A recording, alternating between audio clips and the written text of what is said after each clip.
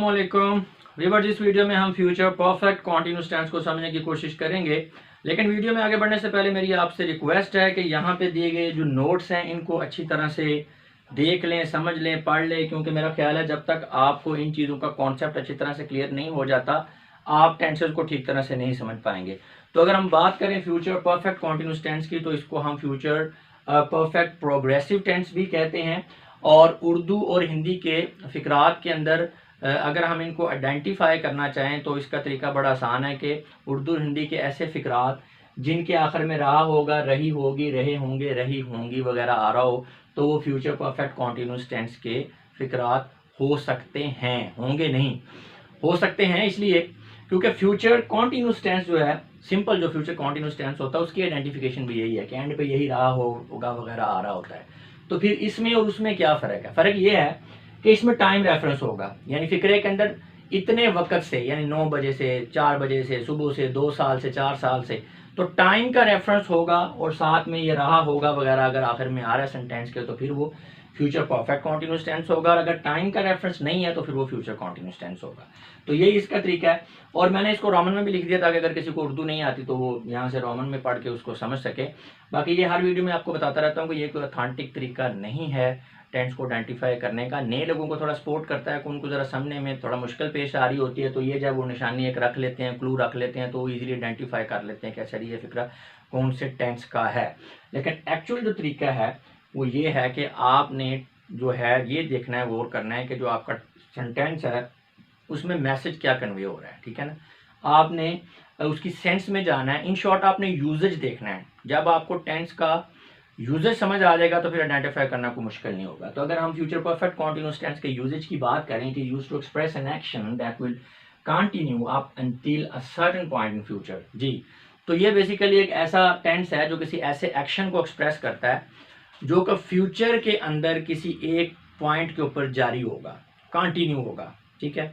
यानी ऐसा एक्शन जिसके बारे में आप जिक्र कर रहे हैं और फिर आप फ्यूचर में चले जाते हैं कि फ्यूचर में फलां टाइम पे ये जारी होगा, मुकम्मल नहीं हो चुका होगा, जारी होगा, ठीक है। जैसे कल, परसों, नेक्स्ट ईयर, 2 साल बाद, ठीक है, सन 2030 को। तो फ्यूचर का कोई भी एक टाइम है, कोई एक लम्हा है, कोई पॉइंट है जिसके ऊपर कोई एक्शन जारी होगा, उसको एक्सप्रेस करने के लिए हम यूज़ करते हैं फ्यूचर परफेक्ट कॉन्टिन्यूस टेंस। इसमें मजीद समझें, such action will have begun sometime in the present, past or future and is expected to continue in the future।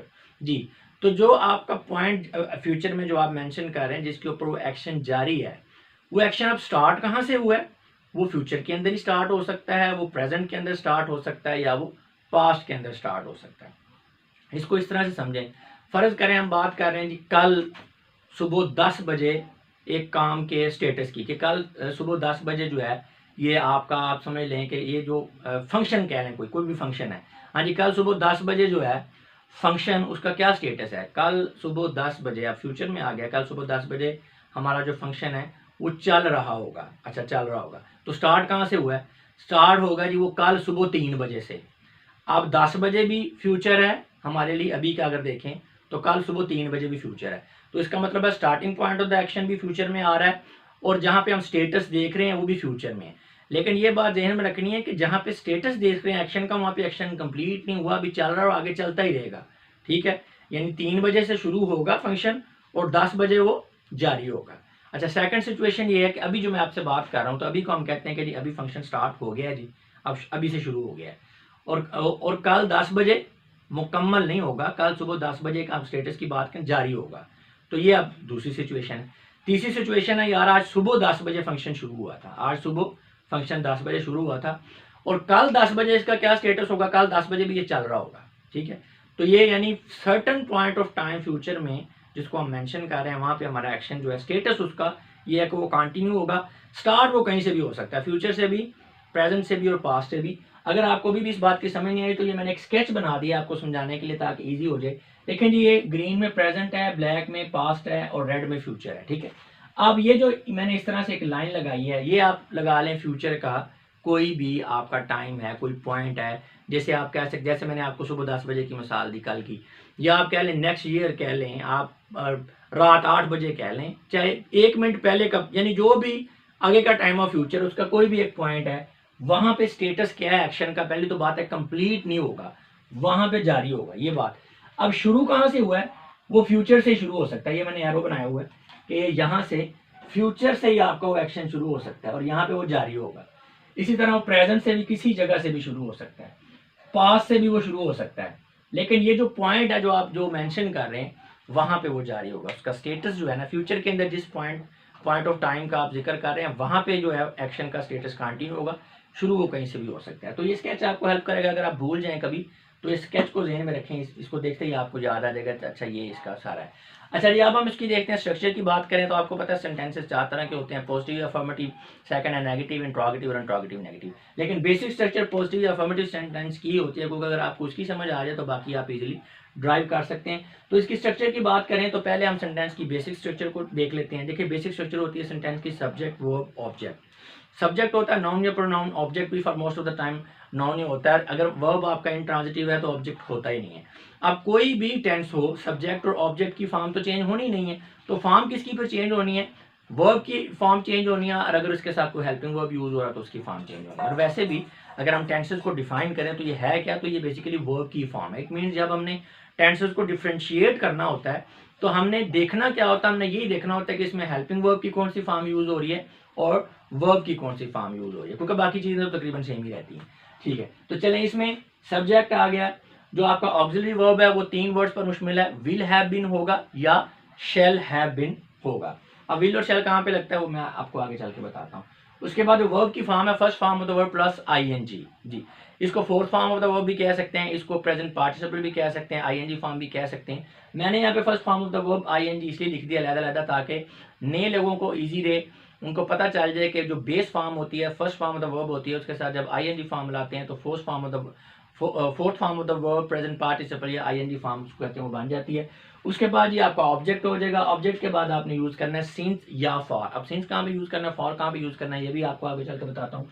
उसके बाद starting time of an action, basically ये since for, जो since और for है ना, ये जो जब आपका एक्शन स्टार्ट हुआ था उसको रिफर करने के लिए है। तो सिंस और फॉर के बाद स्टार्टिंग टाइम होना ऑफ द एक्शन कि एक्शन आपका शुरू कब होगा, शुरू कब हुआ है। ठीक है, अच्छा ये तो होगी इसकी मुकम्मल स्ट्रक्चर। अब इसमें एक चीज ऐड होनी है, वो क्या है, प्लस फ्यूचर टाइम रेफरेंस। यानी वो जैसे मैंने आपको कल सुबह 10 बजे वाली मिसाल दी कि फ्यूचर का वो लम्हा जिसे जिसके ऊपर आप स्टेटस देखना चाह रहे हैं काम का, वो आपका लम्हा उसे हम क्या कहेंगे, फ्यूचर टाइम रेफरेंस। अब वो सुबह 10 बजे हो सकता है, नेक्स्ट ईयर हो सकता है, नेक्स्ट वीक हो सकता है, नेक्स्ट डे हो सकता है, नेक्स्ट मंथ हो सकता है।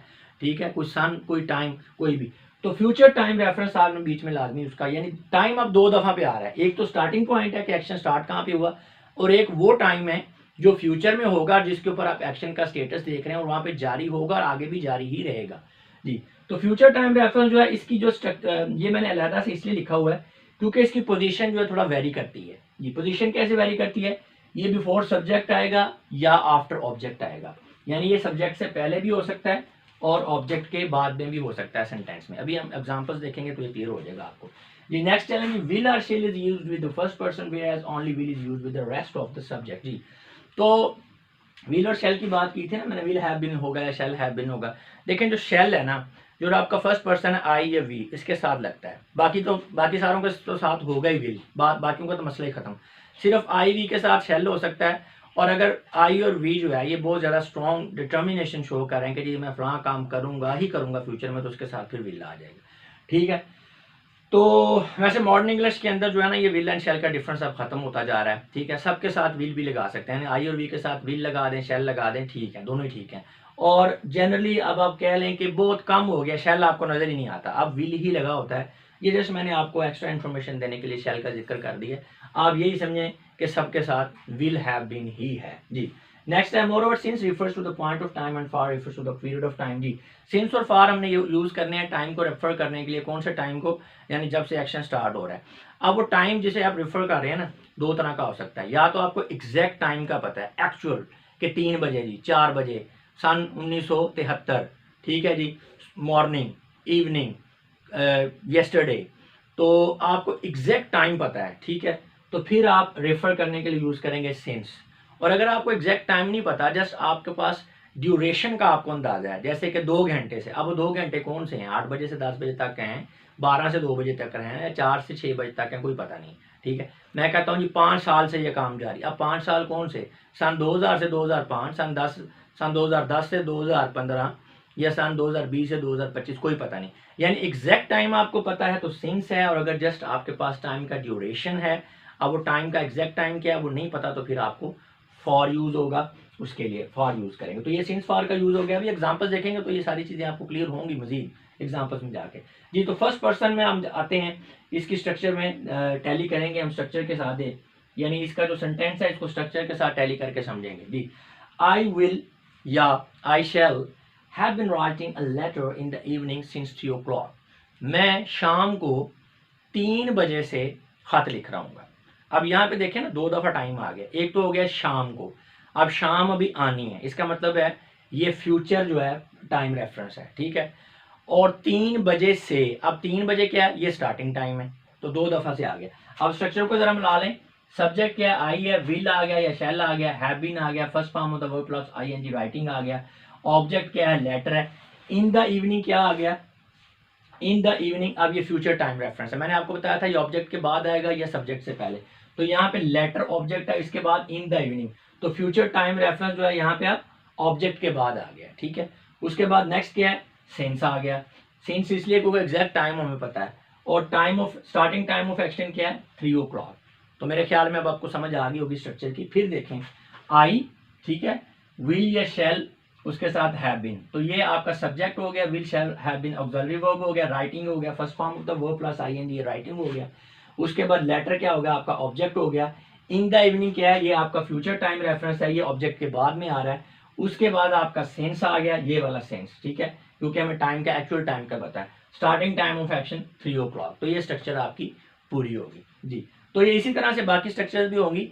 तो मैं ये चाहता हूँ कि एक दफ़ा हम स्ट्रक्चर्स को देख लें, क्योंकि स्ट्रक्चर्स की समझ आ जाएगी ना, तो फिर बाकी सेंटेंस बनाना मुश्किल नहीं होगा।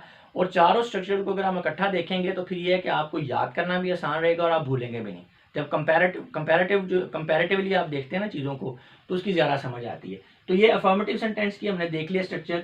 अब हम देखते हैं नेगेटिव सेंटेंस की। तो नेगेटिव सेंटेंस में हमने क्या करना है, स्ट्रक्चर यही है कि जस्ट आपने उसमें एक नॉट ऐड करना है। और सारे टेंसेस जो पीछे भी पढ़ी उसमें भी ऐसे था कि नॉट ही ऐड करते हैं नेगेटिव बनाने के लिए। लेकिन अब नॉट की जो पोजीशन है ना सेंटेंस के अंदर, उसको स्टूडेंट्स जो है वो गड़बड़ करते हैं, तो सेंटेंस गलत होता है।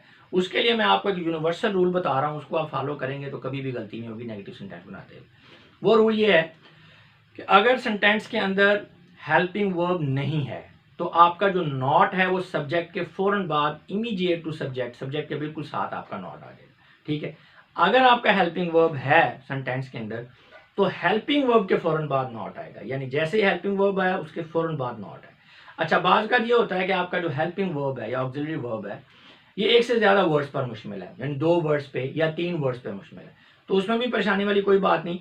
आपने पहले वर्ड को लेना है, आपने पहले वर्ड के बाद में नॉट लगाना है। जैसे यहाँ पे भी ऑक्सिलरी वर्ब हमारा 3 वर्ड्स पर मुश्तमिल है, विल हैव बीन या शैल हैव बीन, तो आपने नॉट विल या शैल के बाद लगाना है, ठीक है। पहले वर्ड को आपने लेना है, ठीक है। तो ले जी, ये रूल है, ये आप फॉलो करेंगे कभी भी गलती नहीं होगी। और इंट्रोगेटिव के लिए भी यही है कि इंट्रोगेटिव के लिए आपको पता है कि हमने हेल्पिंग वर्ब को लेकर जाना होता है सब्जेक्ट से पहले। तो अब हेल्पिंग वर्ब अगर तो एक वर्ड पर मुश्तमिल है फिर तो मसला ही नहीं है, आप उसको ले गए। लेकिन 2 या 3 वर्ड पर मुश्तमिल है, तो बाज़ जो स्टूडेंट्स हैं वो 2 वर्ड्स को पीछे ले जाते हैं, 3 को ले जाते हैं, तो वो तो बहुत बड़ी गलती हो जाती है। तो हेल्पिंग वर्ब अगर एक वर्ड पे मुश्तमिल है तो आपने उसी को डील करना है, नॉट उसके बाद लगाएंगे। और अगर वो एक से ज़्यादा वर्ड्स पर मुश्तमिल है तो फिर आपने क्या करना है, नॉट यानी पहले वर्ड के बाद लगाना है। और अगर आप इंट्रोगेटिव सेंटेंस बना रहे हैं तो तब भी आपने फर्स्ट वर्ड को, हेल्पिंग वर्ब का जो है फर्स्ट वर्ड को ही आपने सब्जेक्ट से पहले लेकर जाना है, बाकी वर्ड्स को नहीं छेड़ना।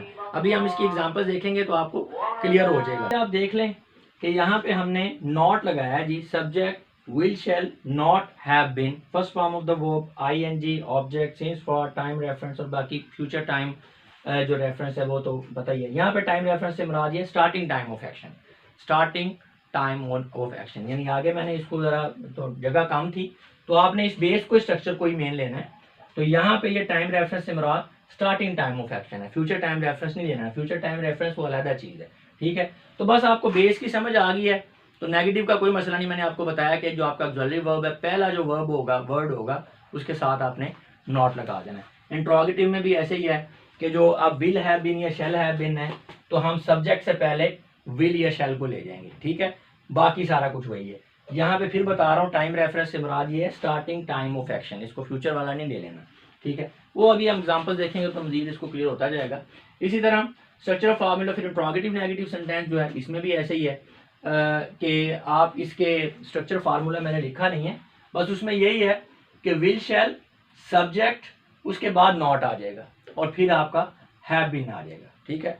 यानी उसमें आपने इससे इसको ड्राइव करना है। मैंने पहले भी बताया कि ये जो आपका होता है ना इंट्रोगेटिव सेंटेंस, इसको ड्राइव किया करें बेसिक सेंटेंस से, और जो आपका इंट्रोगेटिव नेगेटिव सेंटेंस होता है इसको ड्राइव किया करें आप नेगेटिव सेंटेंस से। हार्ड एंड फास्ट रूल नहीं है, लेकिन ईजी हो जाता है क्योंकि इन दोनों की स्ट्रक्चर्स मिलती जुलती हैं और इन दोनों की स्ट्रक्चर्स मिलती जुलती हैं। उसमें ऐसे है कि अब हमने जब इससे इंट्रोगेटिव बनाना तो क्या किया, हमने जस्ट शेल एंड विल को उठा के सब्जेक्ट से पहले ले गए और एंड पे हमने क्या किया है, साइन ऑफ इंट्रोगेशन लगा दिया। अब जब हमने नेगेटिव को इंट्रोगेटिव बनाना तो उसमें भी हमने सेम यही फंक्शन करना है कि ये बाकी स्ट्रक्चर सारे का सारा ये रहेगा, हमने विल एंड शेल को उठा के सब्जेक्ट से पहले ले जाना है, ठीक है, और एंड पे साइन ऑफ इंट्रोगेशन आ जाएगा, ठीक है। तो यहाँ पे अब अगर हम इसकी स्ट्रक्चर की बात करें, क्योंकि यहाँ पे लिखा नहीं हुआ तो इसी को आप ले लें कि पहले क्या होगा, विल होगा या शेल होगा, फिर सब्जेक्ट होगा, फिर नॉट होगा, फिर हैव बीन होगा, first form of the verb plus ING object since for और स्टार्टिंग पॉइंट ऑफ टाइम, और उसके बाद जो आपका फ्यूचर टाइम रेफरेंस वो तो बीच में आ ही जाएगा। तो ये मैं फिर एक दफ़ा आपको रिवाइज कर रहा हूँ स्ट्रक्चर्स की कि जब आपने नेगेटिव सेंटेंस बनाना है तो नॉट को आपने, हेल्पिंग वर्ब नहीं है तो सब्जेक्ट के फ़ौरन बाद हेल्पिंग वर्ब है तो हेल्पिंग वर्ब के बाद हेल्पिंग वर्ब, अगर एक से ज़्यादा वर्ड्स पर मुश्तमिल है तो आपने पहले वर्ड को ही लेना है, ठीक है। और जब आपने इंट्रोगेटिव बनाना है तो तब भी आपने हेल्पिंग वर्ब को सब्जेक्ट से पहले लेकर जाना है, तो आपने पहला वर्ड ही हेल्पिंग वर्ब का लेना। अगर तो है ही एक वर्ड पे फिर तो मसले खत्म हो गया। अगर एक से ज़्यादा वर्ड्स पर मुश्तमिल है आपका ऑक्सिलरी वर्ब तो आपने पहले वर्ड को लेना है, बाकी सेंटेंस वहीं पे रहेगा। और अब अगर आपने इंट्रोगेटिव नेगेटिव बनाना है तो जो आपका नेगेटिव सेंटेंस है, ठीक है, उसमें आपने सिर्फ जो है आपका ऑक्सिलरी वर्ब का पहला वर्ड तब भी मूव करवाना है और उसको सब्जेक्ट से पहले ले जाना है। नॉट को नहीं छोड़ना, किसी और चीज़ को नहीं छेड़ना। जैसे ये है, इसी नेगेटिव को आपने इंट्रोगेटिव नेगेटिव बनाना है तो ये विल और शेल जस्ट सब्जेक्ट से पहले चला जाएगा, साइन ऑफ इंट्रोगेशन आ जाएगा, बाकी नॉट को किसी चीज़ को आपने नहीं छेड़ना।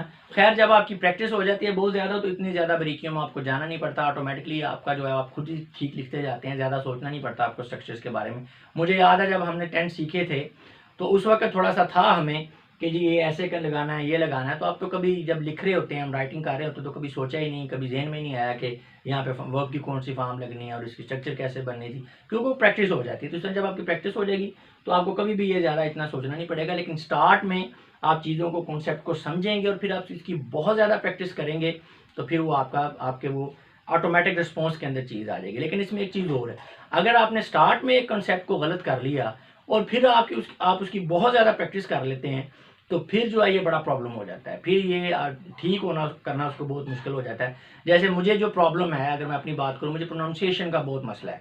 उसकी वजह यह है कि हमारे टीचर्स जो थे उनकी आई थिंक प्रोनाउंसिएशन ठीक नहीं थी, तो हमने जो उनसे सीखा वो प्रैक्टिस के बाद अब वो बड़ा पक गया है। तो अब वो हम ठीक करने की कोशिश भी करते हैं तो हमारी प्रोनाउंसिएशन ठीक नहीं होती और बाद औक़ात बड़ी शर्मिंदगी भी होती है। इसे वो कहते हैं नहीं आप इंग्लिश के टीचर और आपको लफ्ज़ों की अदायगी ठीक तरह से नहीं आती, क्योंकि अब वो गलतियाँ जो है पुख्ता हो गई हैं। खैर कोशिश तो करते हैं, लेकिन डेफिनेटली आप भी शायद कहीं पे मजाक उड़ाते हो मुझे सुन के कि ये कैसे वर्ड्स को बोल रहे हैं, तो मैंने आपको अपना प्रॉब्लम बता दी है। तो बहरहाल आप सही लफ्ज़ों को सही प्रोनाउंस करें, ये मैंने आपको बता दिया कि प्रोनाउंसिएशन मेरी फॉलो ना करें, इसमें मुझे प्रॉब्लम होता है। अच्छा जी, तो ये होगी जी स्ट्रक्चर्स। अब हम स्ट्रक्चर्स का आपको पता चल गया तो मेरा ख्याल है आप सेंटेंसेस तो खुद ही बना सकते हैं। लेकिन चलें एक नज़र हम इसको रीड कर लेते हैं। We will or we shall have been writing letter in the evening since 3 o'clock. हम शाम को 3 बजे से खत लिख रहे होंगे। अब देखें ना, शाम को, अब ये फ्यूचर टाइम रेफरेंस है जिसकी बात कर रहे हैं आप, और फिर एक टाइम ऑफ एक्शन है 3 बजे से, और शाम को स्टेटस के एक्शन का चल रहा है, अभी लिख रहे होंगे, मुकम्मल नहीं होगा।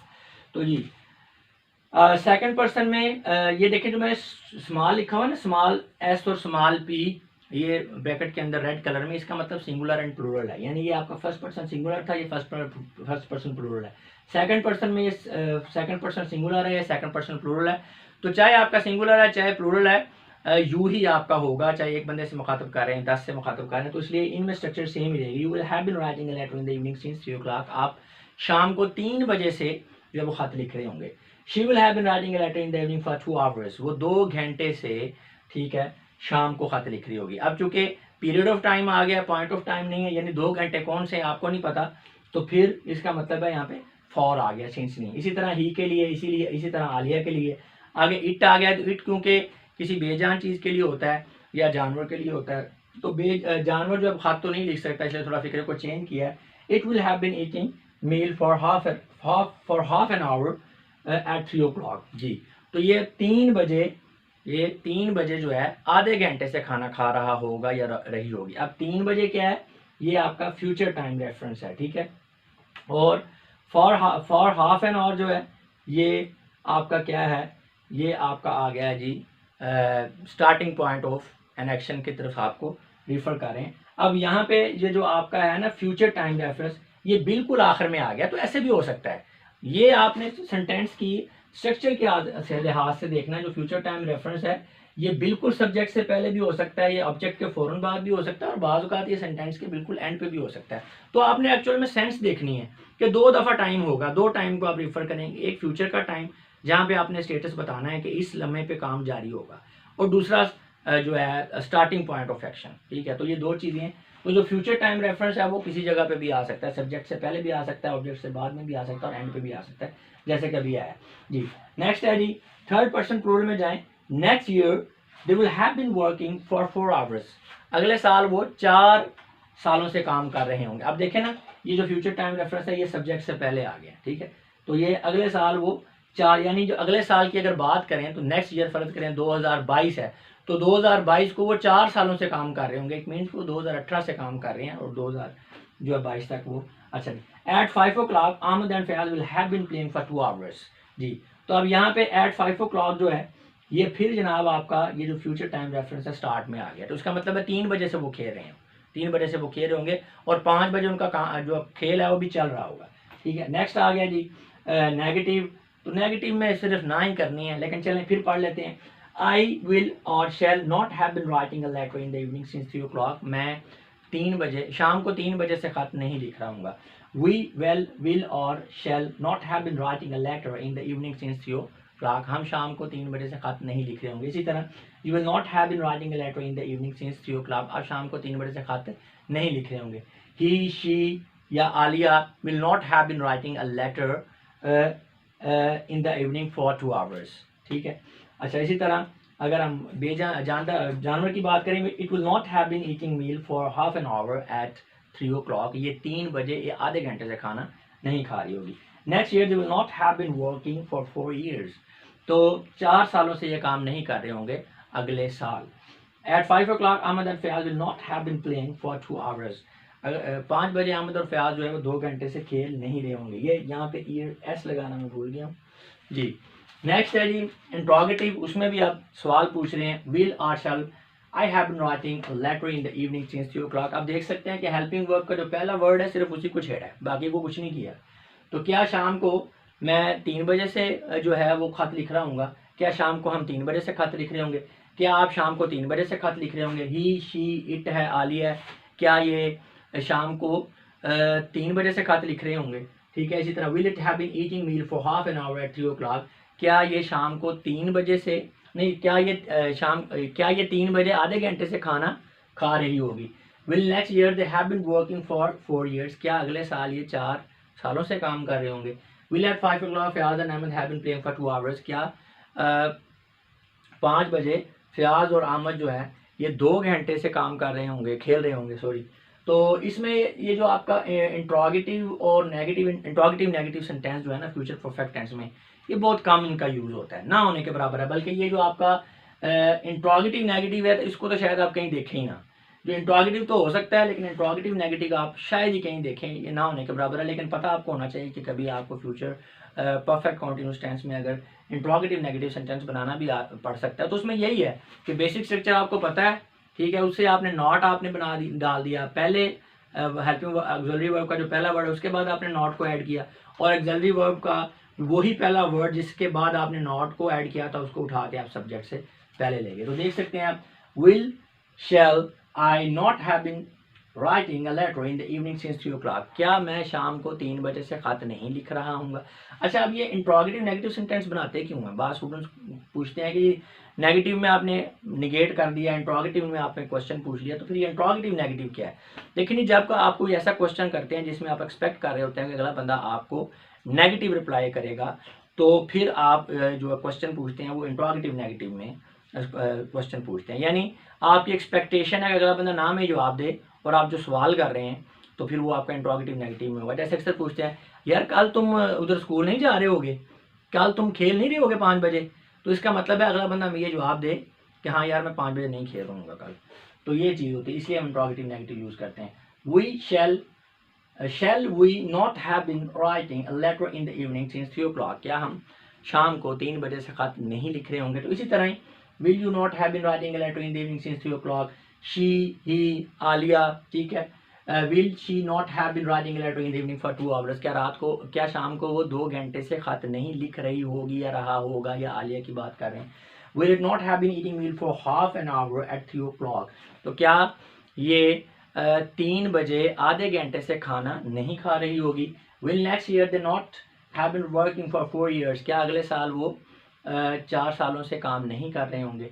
will at 5 o'clock Fayaz and Ahmed not have been playing for 2 hours, क्या 5 बजे फयाज और अहमद जो है वो 2 घंटों से क्या उसे कहते हैं खेल नहीं रहे होंगे। तो ये व्यूअर्स मुझे उम्मीद है कि आपको समझ आ गई होगी कि आप स्ट्रक्चर्स क्या रखनी है। अच्छा, एडिशनल इन्फॉर्मेशन है, बड़ी इंपॉर्टेंट है, इस टेंस वाले से थोड़ी सी आखिर में नोट है, इसको ज़रा देख लें। There are some verbs like to be, to seem, are to know which are not suited to the future perfect continuous tense and therefore they take future perfect tense। कुछ आपके जो verbs हैं जैसे कि to be verb या to seem or to know, ये future perfect continuous tense के साथ सूट नहीं करते हैं, ये हमेशा future perfect tense अपने साथ लेके अभी एग्जांपल्स की मदद से आपको समझाएंगे। Such verbs are included in the category of non-action verb, ये non-action verbs में इंक्लूड करते हैं, यानी होता तो ये verb ही है लेकिन इसमें कोई प्रैक्टिकल एक्शन, फिजिकल एक्शन या प्रैक्टिकल एक्शन आपको नजर नहीं आ रहा होता। जैसे भी देखते हैं, on Friday they will have been knowing us for a week, जुमे वाले दिन फ्राइडे को वो हमें 1 हफ्ते से जान रहे होंगे, तो ये गलत हो गया आपका। ये नो है जो ना, टू नो, ये आपका नॉन एक्शन वर्ब है, तो यहाँ पे एक्चुअल में फ्यूचर परफेक्ट कॉन्टिन्यूस टेंस नहीं यूज होगा, फ्यूचर परफेक्ट यूज होगा। On Friday they will have known us for a week, अगले यानी जुमे वाले दिन, ऑन फ्राइडे को वो हमें 1 हफ्ते से जानते होंगे। जब ये करेंगे ना कि वो फ्राइडे को हमें 1 हफ्ते से जान रहे होंगे, तो ये थोड़ा ऑड हो जाएगा।